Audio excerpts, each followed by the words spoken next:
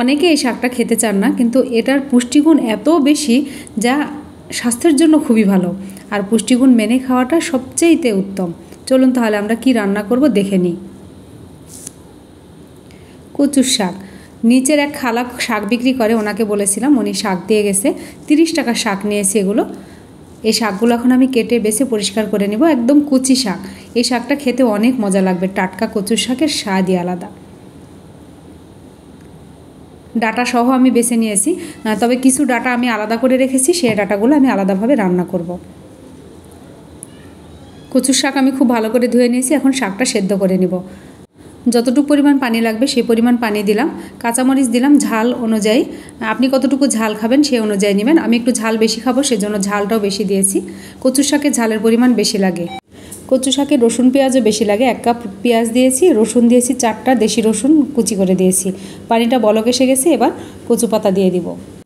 কচুর শাক অনেক বেশি করে খাবেন, স্বাস্থ্যের জন্য অনেক ভালো। কচুর শাকে যত আয়রন পাবেন অন্য কোনো খাবারে এত আয়রন পাবেন না, সেজন্য কচুর শাকটা একটু বেশি বেশি করে খাওয়ার চেষ্টা করবেন। তবে এই বর্ষার সময় না, বর্ষার সময় কচুর শাক তুলতে যাওয়া অনেক কষ্ট।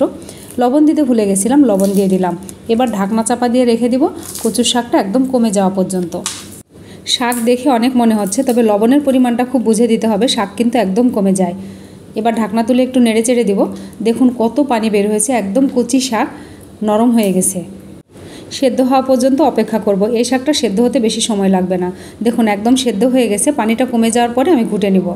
এই যে এবার ঘুটে নিচ্ছি, এভাবে ঘুটে নেবেন। দেখুন কচুর শাকটা একদম সবুজ হয়ে আছে। একদম মিহি করে ঘুটে নেবেন।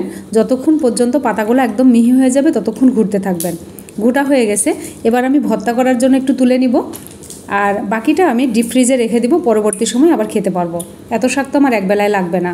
আর কচুর শাকটা আপনার এটা পরে ঠান্ডা হলে খেয়েও ভালো লাগে না। গরম গরম ভাত, গরম গরম কচুর শাক ভর্তা ভীষণ মজা। পেঁয়াজ কুচি দিলাম, লবণ দিচ্ছি, আর কাঁচামরিচ দেওয়া লাগবে না, শুকনো মরিচও দিব না, যেহেতু সেদ্ধর সময় অনেক মরিচ দেওয়া আছে, ঝাল হয়েছে বেশ। খুব ভালো করে ডলে নিলাম। আর মশলার উপরেই সবসময় তেল দেওয়ার চেষ্টা করবেন, তাহলে ভর্তার স্বাদটা অনেক ভালো হবে। খুব ভালো করে ডলে নিয়ে এবার আমি একসাথে ভর্তা করে নিব। এভাবে ভর্তা করবেন। আমার রেসিপিটা যদি আপনাদের ভালো লেগে থাকে তাহলে ইউটিউব থেকে দেখলে সাবস্ক্রাইব করবেন, বেল আইকন টিপে রাখবেন, ফেসবুক থেকে দেখলে ফলো দিয়ে রাখবেন, তাহলে নতুন রেসিপি আপলোড করার সঙ্গে সঙ্গে আপনারা নোটিফিকেশান পেয়ে যাবেন। লাইক কমেন্ট শেয়ার করবেন ফ্রেন্ডস অ্যান্ড ফ্যামিলির মাঝে, যারা নতুন তাদের শিখতে সুবিধা হবে। আপনাদের একটা লাইক কমেন্ট শেয়ার আমার রান্নার প্রতি অনেক আগ্রহ বাড়িয়ে দেয়। ভর্তা কমপ্লিট হয়ে গেছে। এখন লোভ সামলানো তো দায়।